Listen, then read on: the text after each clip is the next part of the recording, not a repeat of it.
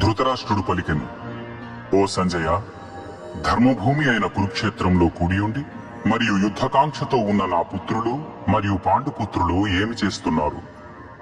సంజయుడు పలికెను, సైనిక వ్యూహాత్మకంగా నిలిపి ఉన్న పాండవ సైన్యాన్ని చూచిన దుర్యోధనుడు తన గురువు ద్రోణాచార్యుడిని సమీపించి ఈ విధంగా పలికెను, గౌరవనీయులైన గురువర్య, ద్రుపదుని పుత్రుడైన ప్రతిభావంతుడైన మీ శిష్యుడిచే అత్యంత వ్యూహాత్మకంగా నిలుపబడిన ఈ పాండవుల మహాసైన్యాన్ని చూడుము.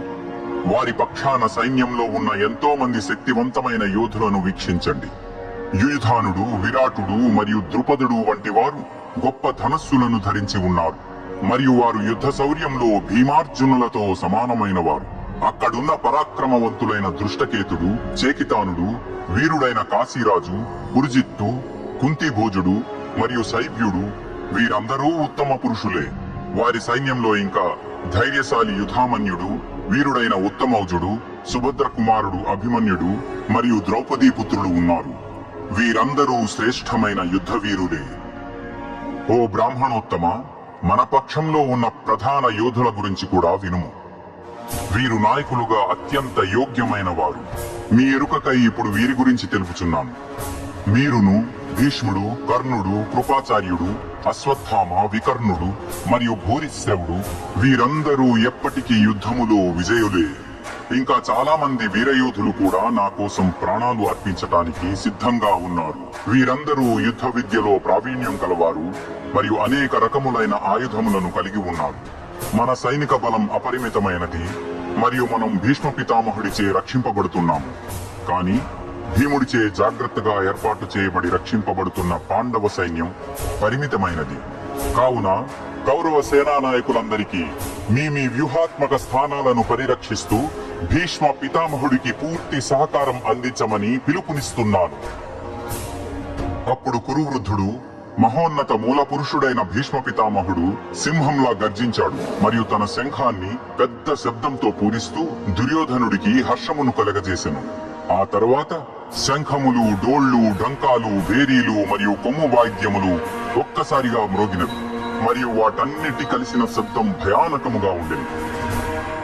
ఆ తరువాత పాండవ సైన్యం మధ్యలో నుండి తెల్లని గుర్రములు పూంచి ఉన్న ఒక అద్భుతమైన రథంలో కూర్చుని ఉన్న మాధవుడు మరియు అర్జునుడు తమ దివ్య శంఖములను పూరించారు. హృషికేశుడు పాంచజన్యం అనబడే శంఖాన్ని పూరించాడు మరియు అర్జునుడు దేవదత్తాన్ని పూరించాడు. గొప్పగా భుజించేవాడు, అత్యంత కష్టసాధ్య కార్యములను చేయునట్టి భీముడు పౌండ్రం అనబడే బ్రహ్మాండమైన శంఖమును పూరించెను. యుధిష్ఠిర మహారాజు అనంత విజయాన్ని పూరించాడు. నకుల సహదేవులు సుఘోష మణిపుష్పకములను పూరించారు.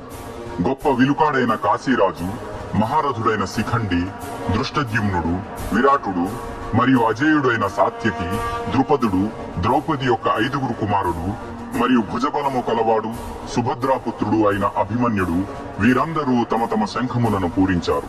ఓ ధృతరాష్ట్ర, ఆ భీకరమైన శబ్దానికి భూమి ఆకాశములు దత్తరిల్లెను.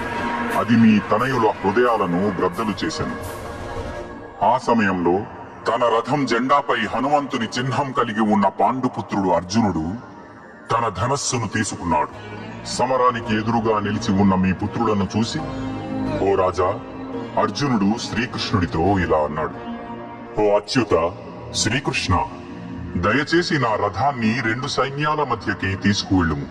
ఈ మహాపోరాటంలో రణరంగంలో నిలిచి ఉన్న ఎవరెవరితో యుద్ధం చేయవలసి ఉన్నదో నేను చూడాలి. దుర్బుద్ధి గల ధృతరాష్ట్రుని పుత్రుని సంతోషపెట్టడం కొరకు అతని పక్షాన యుద్ధానికి వచ్చి ఉన్న అందరినీ ఒకసారి నాకు చూడాలి.